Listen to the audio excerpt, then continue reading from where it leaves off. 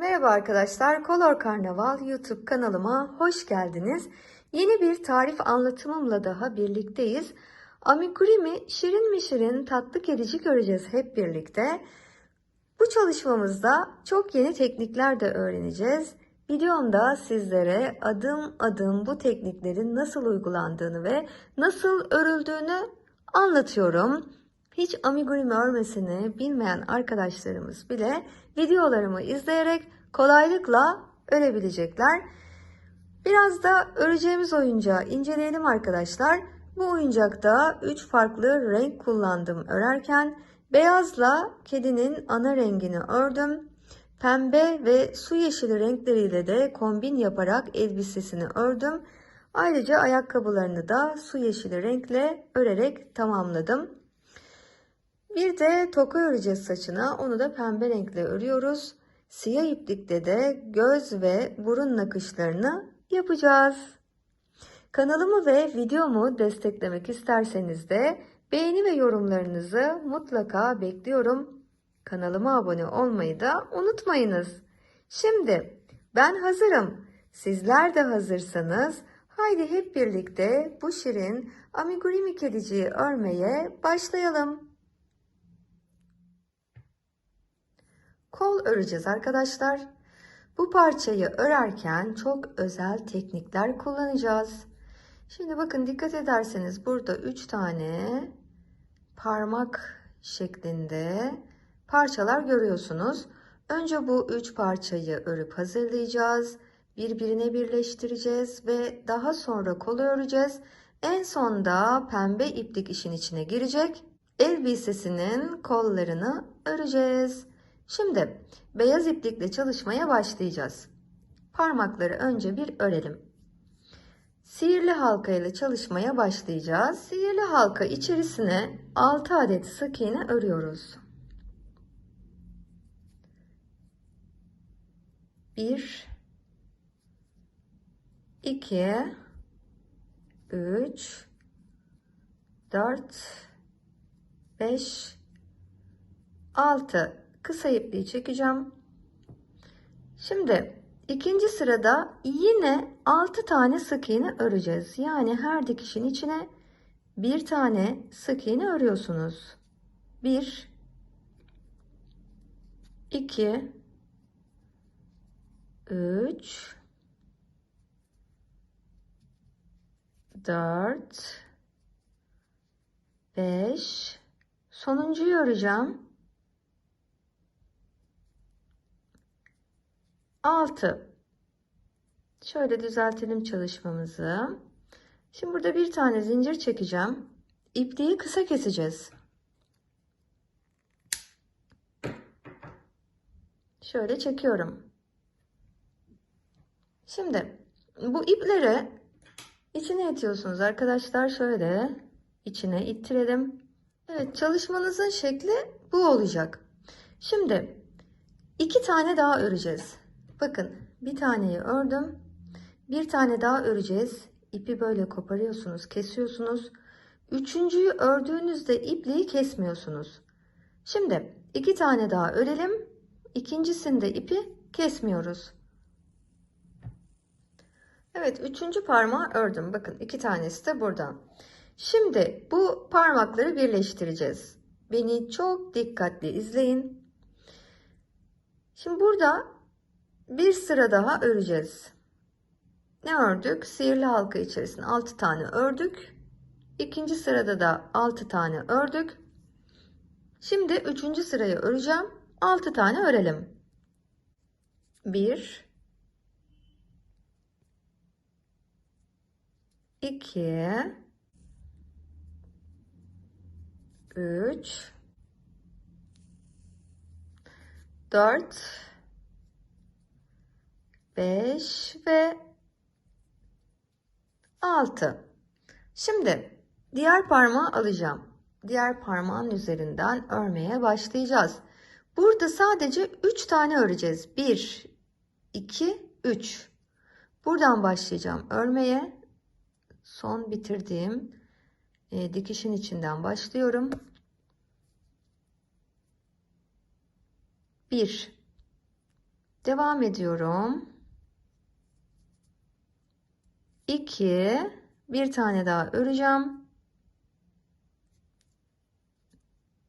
3. Şimdi diğer parmağı alıyorum. Bunun üstünde 6 tane öreceğiz. Tam tur dönüyoruz.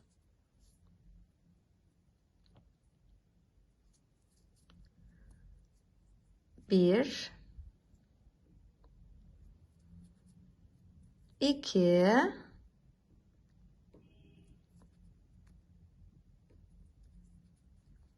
3, 4, 5 ve 6. Şimdi ortadaki parmağın üstünden örmeye devam edeceğiz. İlk boş zincirden 3 tane ortadaki parmağın üstüne öreceğiz. 1, 2 ve 3. Şimdi ne örmüş olduk? 6 tane bu parmağın üstüne ördük. 3 tane ortaya 9. 6 tane de bu parmağın üstüne ördük. 15. 3 tane de ortaya ördük. Toplam 18 tane sık iğne örmüş olduk. Bir sırayı tamamladık ve 3 parmağı da birleştirdik. Şimdi spiral öreceğiz. İşaret kullanalım. Şuraya bir ip parçası yerleştiriyorum. Yeni sırada sadece 18 tane öreceğiz. Şimdi batılmış ve örülmüş olan dikişlere örmeyin arkadaşlar. Dikkat edin. Yani mesela bakın burada örülmüş, sakın buraya batmıyorsunuz. Buradan boş zincirlere batıyorsunuz. Oradan örüyorsunuz. Toplam bir sıra 18 tane örelim. 1, 2,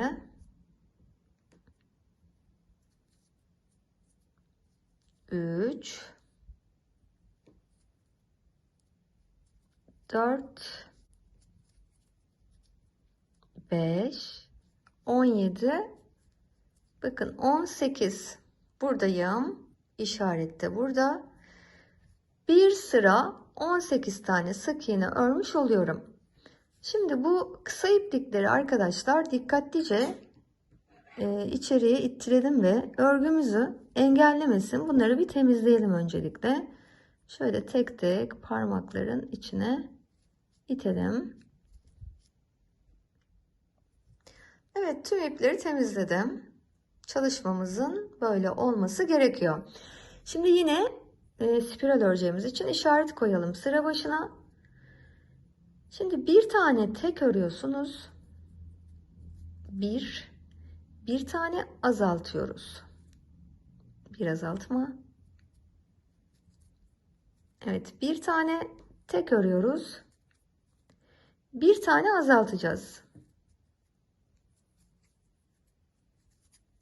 Bir tane tek, bir azaltma, bir tek, bir azaltma,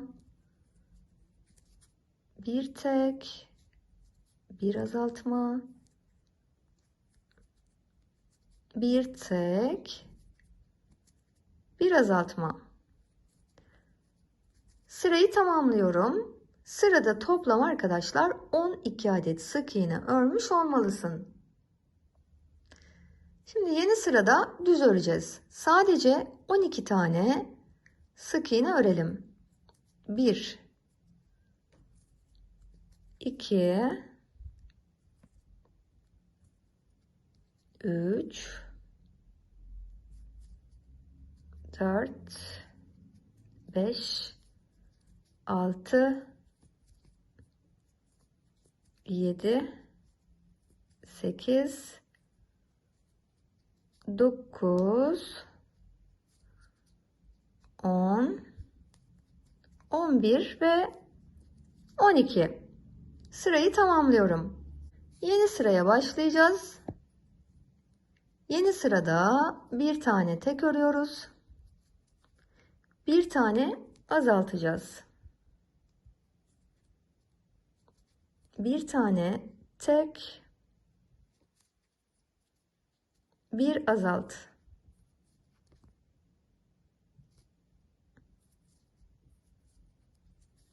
Bir tane tek, bir tane azaltma,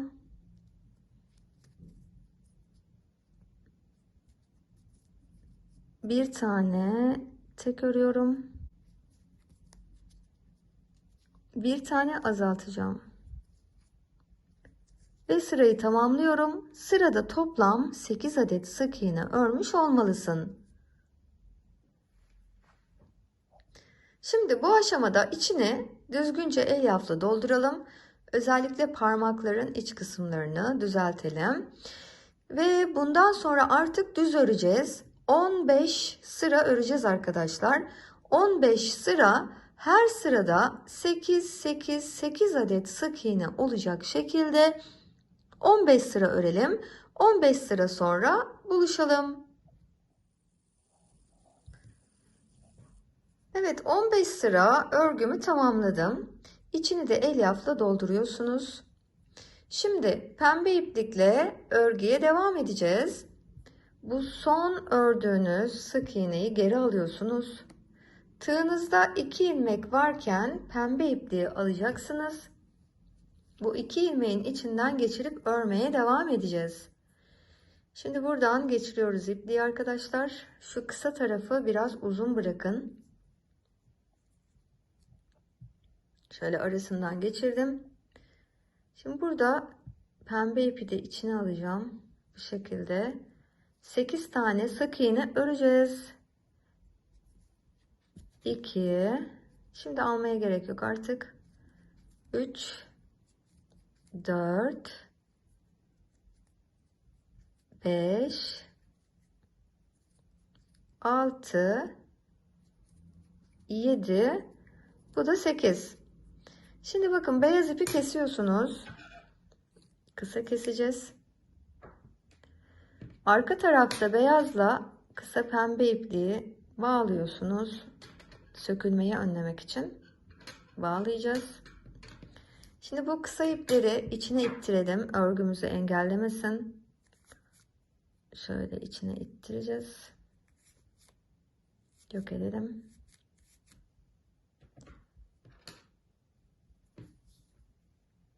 Yeni sıraya başlayacağız. Şimdi bakın, bu sırada burada V şeklinde dikişler görüyorsunuz. Bu dikişin içine ve arka taraftaki ilmeğe öreceğiz. 8 tane. 1, 2, ilmeğin içine arka tarafa. 3, 4, 5, 6, 7, bir tane daha öreceğim. 8, bir tane zincir çekiyorum. İpliği keselim. Evet, ipi uzun bıraktım. Şimdi bu şekilde çevirin çalışmanızı. Az önceki sırada arka taraftaki ilmeğe ördüğümüz için ön tarafta ilmeğin yarısı kaldı. Şimdi bu ön tarafta kalan yarım ilmeğin içine ipimizi bağlıyoruz. Şöyle bir tane düğüm atalım.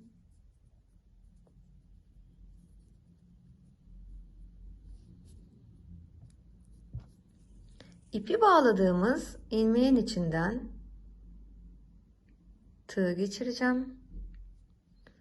Şöyle çekiyorum ve bir tane zincir çekeceğim. Örmeye başlayacağım.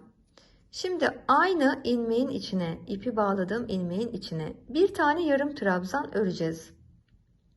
Tığ batırıyoruz ilmeğin içine. Arkadan ipi aldım. Tığımda 2 ilmek var. Önce bir tanesini, sonra ikisini topluyorsunuz. Şimdi tığa dolayın, ikili trabzan öreceğiz. Yine aynı ilmeğin içine batırdım. Arkadan ilmeği aldım. Tığımda 3 ilmek var. Önce 2 tanesini, sonra ikisini. Yine aynı ilmeğin içine batıralım. Arkadan ipi aldık. Önce bir tanesini yarım trabzan örüyoruz, sonra ikisini. Şimdi Atlıyoruz diğer ilmeğe. Yanındaki ilmeğe atlayacağız. Bir tane yarım trabzan öreceğiz. İpi dolayalım. Bir tane ikili trabzan öreceğiz. Yine aynı yere bir tane yarım trabzan öreceğiz. Şimdi yanındakini atlayacağız. Bir tane yarım trabzan, bir tane ikili trabzan aynı yere, bir tane yarım trabzan öreceğiz. Öğretmiş olduğum gibi her ilmeğin içine, yani toplam 8 tane dilim olacak arkadaşlar. Bakın ördüğünüz zaman da görüntü böyle olacak. Örelim.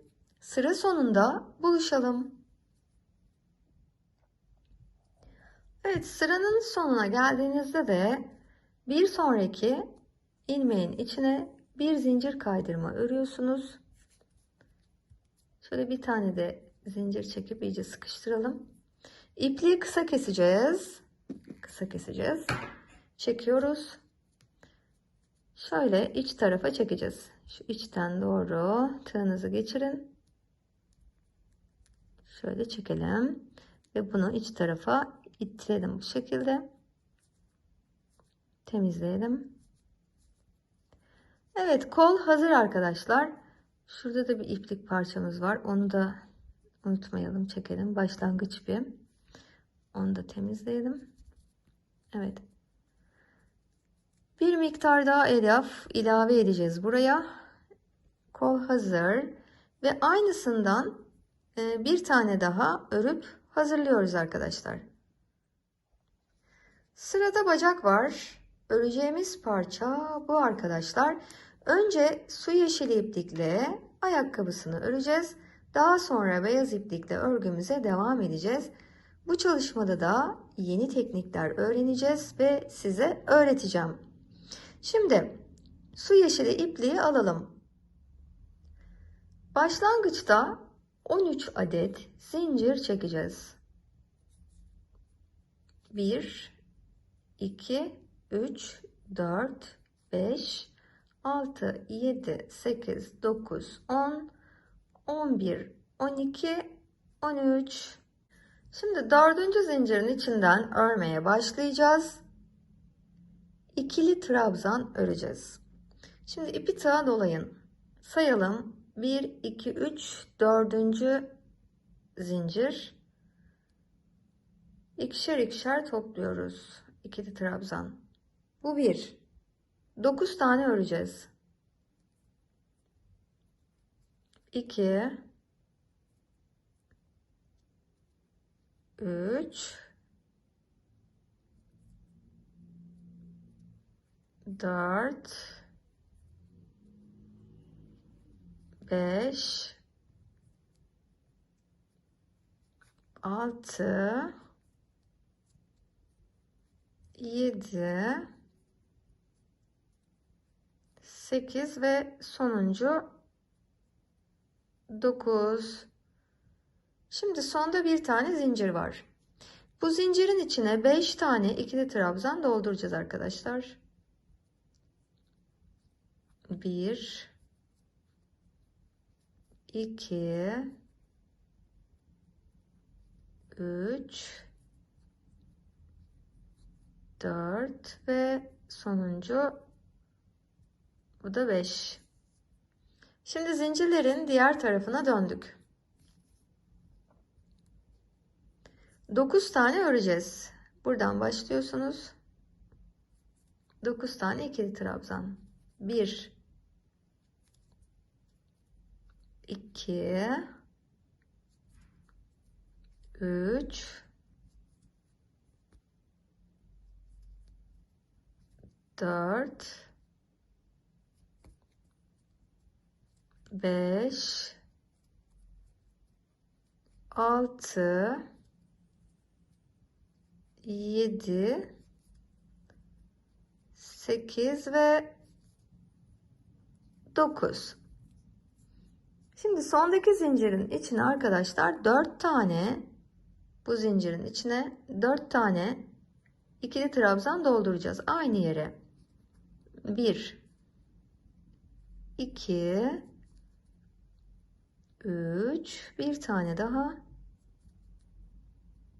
4. Şimdi sırayı birleştireceğiz. Şöyle tutun çalışmanızı. Başlangıçta 2 zincir çekmiştik. Bakın ikinci zincirin içine sırayı birleştiriyorsunuz ve tamamlıyoruz. Sırada toplam 27 adet ikili trabzanlar örmüş olmalısın. Şimdi bir tane zincir çekerek başlayacağız. Bir tane çift örüyoruz, arttırma örüyoruz. 1 2 3 tane 1 2 3 tane sık iğne öreceğiz. 1 2 3 bir tane yarım trabzan, 5 tane ikili trabzan. 1 2 3 4 ve bu da 5. Şimdi 5 tane çift öreceğiz ama ikili trabzan öreceğiz. Bu birinci çift.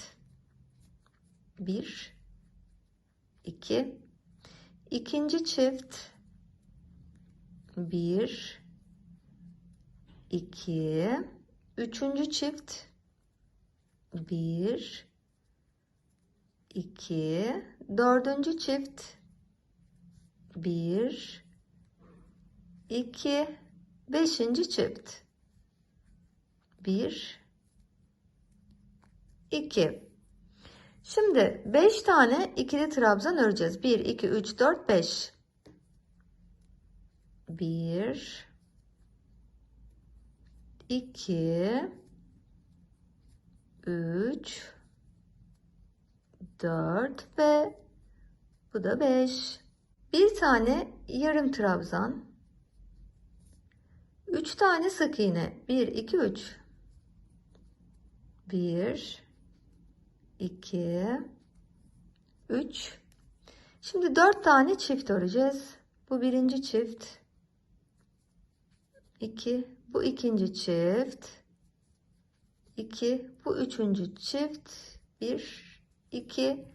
Şimdi buradayız. Bu aradaki dikişe de örüyoruz. 1 2 sırayı başlangıçta çıktığımız zincirin içine bir zincir kaydırmayla birleştiriyoruz. Bakın çalışmanızın şekli de böyle olacak. Şimdi bir tane zincir çekiyoruz. Bunu öreceğiz. Bu dikişlerin içine ve arkadaki ilmeğin üstüne öreceğiz. 1 dikişin içine, arkadaki ilmeğe. 2 devam ediyoruz. 3 sıra sonuna kadar öreceğiz. 4 5 toplam 38 adet örelim. Sıra sonunda buluşalım. 37 ve 38 sırayı başlangıçtaki zincirin içine birleştireceğim.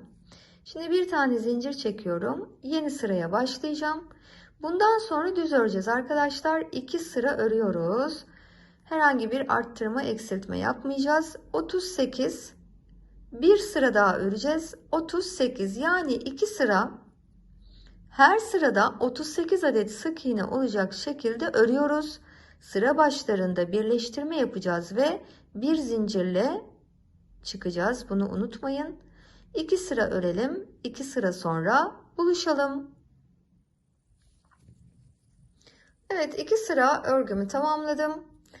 Şimdi geliyoruz yeni sıraya arkadaşlar. Bir tane zincir çekerek başlayacağız. 4 tane sık iğne örüyorsunuz. 1 2 3 4. Buraya dikkat edin. 10 tane azaltma yapacağız. Ama yarım trabzan azaltacağız. Şimdi ipliği alacağız bir sonraki dikişten. Burada bir tanesini örüyorsunuz. Tığınızda 2 ilmek var. Sonraki boş dikişin içinden alıyorsunuz ilmeği. Yine bir tanesini topluyorsunuz. Tığımızda 3 ilmek var. Üçünü birden topluyoruz. Bu birinci azaltma. Tekrarlayacağım. İkinci azaltma. Devam ediyoruz. Üçüncü azaltma. 9 ve sonuncu, bu da 10. 10. azaltmam. Şimdi sıra sonuna kadar 14 tane sık iğne öreceğiz. 1 2 3 4 5 6 7 8 9 10 11 12 13 ve 14. Sırayı birleştireceğim. Sırada toplam 28 tane dikişler olması gerekiyor. Şimdi burada bir tane zincir çekeceğim. İpi kısa kesiyorum. Hemen beyaz ipi alacağım. Şimdi bu sırada beyazla öreceğiz ama bulu öreceğiz arkadaşlar. Şimdi dikişin içinden ipi bağlayın. Şu V dikiş var ya. Bu V dikişin içinden buradan bağlayacağız. Şöyle bir tane düğüm atalım buraya.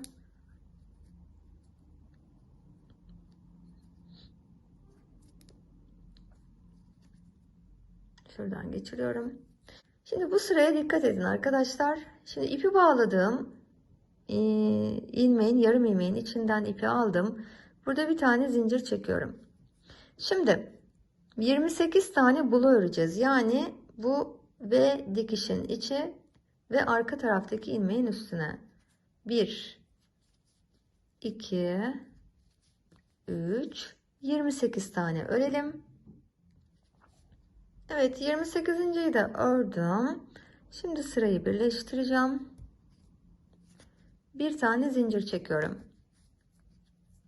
Şimdi bu sırayı spiral de örebilirsiniz arkadaşlar. Ben sıra birleştirme ile devam edeceğim. Siz dönerek spiral de örebileceksiniz. Şimdi 3 tane tek öreceğiz. Yani sık iğne. 1 2 3. Şimdi bir sık iğne, bir azaltma öreceğiz. Bir sık iğne, bir azaltma, bir tane daha öreceğim. Bir sık iğne, bir azaltma, bir tane daha, bir sık iğne, bir azaltma. Sonuncu grup, bir sık iğne, bir azaltma. Şimdi sıra sonuna kadar 13 tane tek. 1 2 3 4 5 6 7 8 9 10 11 12 13. Sırayı birleştiriyorum. Sırada da toplam 24 adet sık iğne örmüş olmalısın. Bir zincir çekiyorum. Yeni sıraya başlayacağız. Bir tane sık iğne, 6 tane azaltma yapacağız. Bu birinci azaltmam. İkinci azaltmam. Şimdi üçüncü ve dördüncü, beşinci azaltmam ve sonuncu 6. azaltmam. Şimdi sıra sonuna kadar 11 tane sık iğne. 1 2 3 4 5 6 7 8 9 10 ve 11. Sırayı birleştirelim. Bir zincir çekiyorum. Yeni sıraya başlayacağım. Yeni sırada tekrarlayacağımız bir grup var. Sıra sonuna kadar tekrarlayacağız. Bir sık iğne, bir azaltma. Ve bunu sıra sonuna kadar tekrarlıyoruz. Bir sık iğne, bir azaltma. Bir sık iğne, bir azaltma. Bir sık iğne, bir azaltma. Bir sık iğne, bir azaltma.